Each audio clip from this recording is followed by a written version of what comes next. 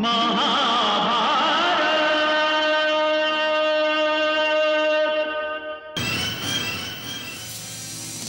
युद्ध आरंभ क्यों नहीं हो रहा? वातावरण इतना शांत क्यों है? ऐसे शांत वातावरण में तो मेरा दम घुटा जा रहा है मित्र। समुद्र में तूफान आने से पहले समुद्र भी इतना ही शांत हो जाता है मित्र दुर्योधन। इस शांति से इतना विचलित होने की आवश्यकता नहीं, क्योंकि ये शांति एक भयंकर तूफान के आने से पहले की शांति है।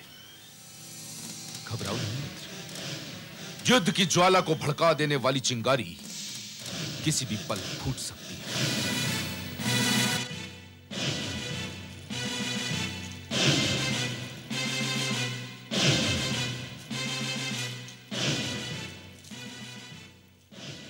क्या समाचार लाए हो अनुज?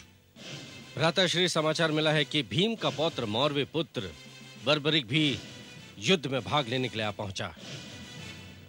क्या सुना तुमने मित्र?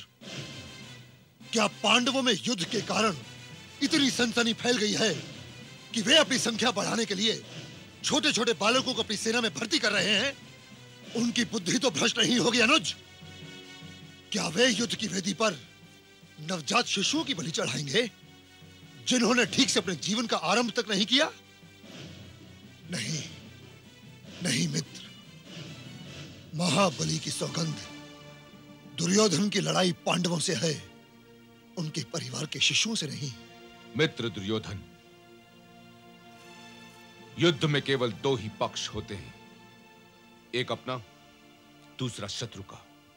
दो सेनाएं आमने सामने खड़ी होती हैं, उनमें कोई छोटा या बड़ा, शिशु या युवक नहीं होता, केवल योद्धा होते हैं। तुम ठीक कह रहे हो मित्र, परंतु आज भी यदि पांडवों का कोई भी सदस्य शीश झुकाकर मेरे समक्ष आएगा तो मैं उसे गले लगा लूंगा,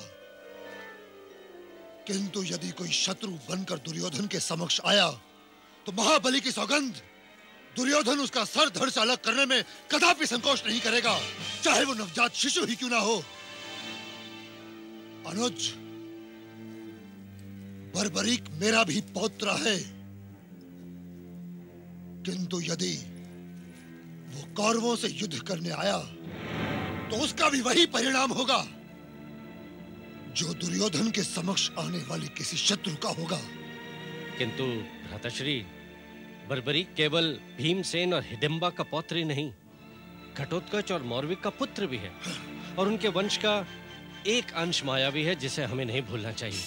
और भ्राताश्री, मैंने यह भी सुना है कि स्वयं बर्बरीक बहुत शक्तिशाली है। वो कितना भी शक्तिशाली क्यों न हो अनुज, दुर्योधन को उसकी कोई चिंता नहीं। झंझावात या आंधी कितनी भी शक्तिशाली क्यों ना हो, परंतु पर्वत पर उसका कोई प्रभाव नहीं होता।